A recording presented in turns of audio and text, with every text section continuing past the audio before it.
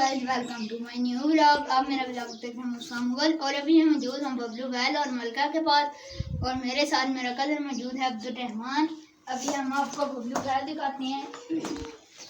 ये हमारा बबलू बैल और ये इसके साथ हमारा सरपंच जैन भी घूम रहा है और अभी हम बबलू बैल के पास चलते हैं।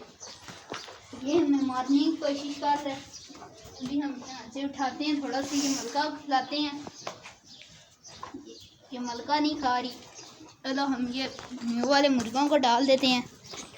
अगर सरपंच गैंग ने खाना हो वो भी आ जाएंगे। आ जाओ, ये हम इनको डाल रहे हैं, ये खा लेंगे खुद।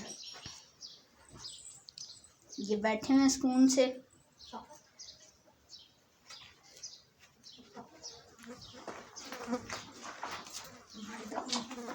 ये हम इनको डाल रहे हैं।